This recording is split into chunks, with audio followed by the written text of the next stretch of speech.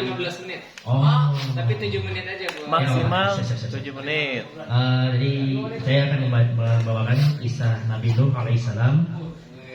Kisah ini sudah sangat jauh ya. Dalam Al-Quran pun tersebut di dalam surahnya, bahkan surah ini ada di dalam Al-Quran, yaitu surah ke-71, surah Nuh.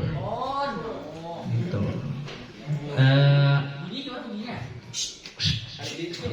Jadi awal dari Nabi Nuh diperintahkan untuk berdakwah ketika umurnya itu diriwayatkan ya, banyak riwayat perkirakan antara 500 tahun ke atas lah seperti itu. Bahkan dia berdakwah sampai 3 generasi.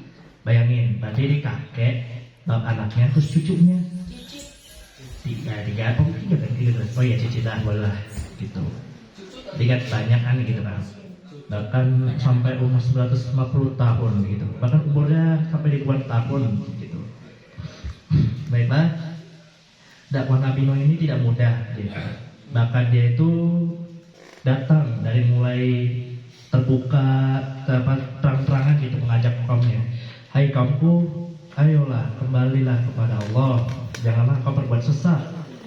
Namun kaumnya pun mendustakannya, berkata, wahai Nuh, engkau gila, mana mungkin kami mengikuti ajaranmu, kami sudah memiliki ajaran sendiri. Yaitu salah satunya itu patung 5 patung itu, apa namanya, 5 patung orang-orang soleh, yaitu Wa'ad, Suwa, Ya'ul, Ya'uqo dan Nasr. Bukan Nasr ya, Nasr. Nah, 5 orang itu sebelumnya itu adalah orang-orang soleh, tapi karena pekerjaan iblis dan anak buahnya, nah dimaksud itu kan orang-orang soleh, mereka itu kalau doa dikabulin. Mending kamu nyembah dia deh, pertama kamu doain, oke, didoain pertama, lama-lama ritual, lama-lama disembah itu, disayang-sayang, dicuci patungnya, mungkin itulah, nggak tahu lah gitu ya. Lalu Nabi Nuh pun juga mendakwahnya secara tersembunyi, dari mulai datang ke rumah per orang lah gitu ya, datang ke rumah, setiap rumah mengajaknya. Namun ya kebanyakan kaumnya itu mengatakan seperti itu, menolak dan mengatakan bahwa Nabi Nuh alaihissalam itu gila. Lalu setelah itu Nabi Nuh hanya mendapatkan beberapa pengikut, hanya 70, ditambah 10 dari keluarganya. Itu ada beberapa riwayat mengatakan, jadi jumlahnya 80. Dan Allah pun berfirman, wahai Nuh, pengikutmu itu hanya 80, nggak nambah, nggak kurang, kayak gitu aja gitu. Sampai kapanpun hanya 80. Lalu Nabi Nuh pun berdoa, ada dalam surat Nuh, yaitu menjelang ayat terakhir itu waqala du harabillah ta'ala alal ardi minal kafirin yaro. Ya Allah, jika engkau hamba mohon kepadamu ya Allah, hancurkanlah kaum ini ya Allah, karena mereka berbuat kerusakan minal ardi, di dunia, di bumi gitu. Itu. Lalu Allah pun mengabulkannya. Maka Allah pun memerintahkan Nabi Nuh alaihissalam untuk membuat kapal bahtera, karena Allah akan sekali lagi mendatangkan azab yang sangat pedih kepada kaumnya. Lalu Nabi Nuh dan kaumnya pun pengikutnya ya, membuat kapal dari pohon-pohon yang ada di hutan. Bahkan ada di riwayat juga Nabi Nuh itu menanam sebuah pohon, setelah tumbuh dipotong, tumbuh lagi potong, batang-batang pohonnya itu digunakan untuk membuat pohon. Dan kaumnya itu melihat, Nuh, kok tambah gila kamu ya? Kok bikin kapal di daratan? Apa kamu ini? Kalau di lautan gak apa-apa nih, kamu di daratan. Emang apa yang akan terjadi? Itu. Lalu Nabi Nuh pun bersabar bersama kaumnya, pengikutnya.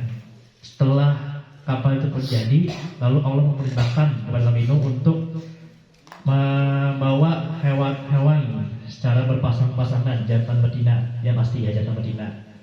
Setelah berpasang-pasangan, lalu mereka dinaikkan dalam kapal yang besar itu.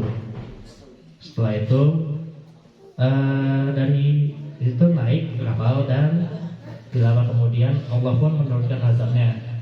Dimulai dari hujan yang deras, air yang menguap, bukan menguap, maksudnya meluap gitu dari bawah, di bawah tanah. Bahkan ada 2 orang dari keluarga Nabi Nuh, yaitu istrinya dan anaknya, putranya yang bernama Kan'an bin Nuh. Dia tidak ikut naik di dalam kapal. Dia termasuk menjadi orang-orang yang zalim, yang diazab oleh Allah Subhanahu wa taala dengan cara ditenggelamkan juga seperti kaum.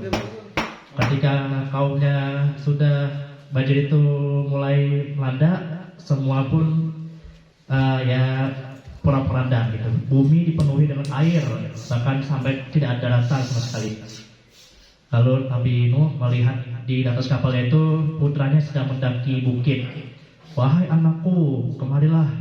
Tidak ada yang bisa menyelamatkanmu dari azab Allah di hari ini. Lalu anaknya berkata, tidak, aku akan mencari keamananku di atas bukit ini. Pasti aku akan selamat di atas bukit ini. Lalu datanglah sebuah gelombang besar dari air, lalu menghanyutkan anaknya ini, tenggelam bersama orang-orang zalim. Lalu Nabi Nuh alaihissalam bersedih, ya Allah, kenapa anak dan istriku, ya Allah, engkau azab. Allah pun berfirman di dalam salah satu surah mengatakan bahwa anak istrimu itu termasuk orang-orang yang zalim dan tidak diselamatkan oleh Allah. Maka Nabi Nuh pun akhirnya beristighfar dan memohon ampunan kepada Allah. Ya Allah, ampunilah aku yang telah berbuat zalim pada diriku. Lalu setelah banjir itu pun mereda, mereka pun berdarat di sebuah daratan. Ada yang mengatakan di daerah bukit di dekat Turki, katanya. Ada juga yang mengatakan di atas gunungnya. Tapi wallahu a'lam bishawab ya.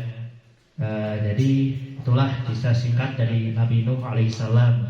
Sebabnya kita bisa mengambil hikmahnya, yaitu jangan pernah kita mendurhakai Allah dan Rasulnya. Ketika kita mendurhakai Allah dan Rasulnya, Allah langsung membalasnya pas langsung gitu. Nggak pakai tarah gitu lah, tarah jadi akhirnya enggak, langsung diazab. Bahkan setelah Nabi Nuh pun banyak kaum berikutnya yang diazab kontan seperti kaum Nabi Hud, Nabi Samud, Nabi Soleh, kaum Nabi Lut dan kaum Musa, kaum maksudnya Raja Fir'aun gitu. Baiklah, itu saja yang bisa saya sampaikan. Terima kasih. Assalamualaikum warahmatullahi wabarakatuh.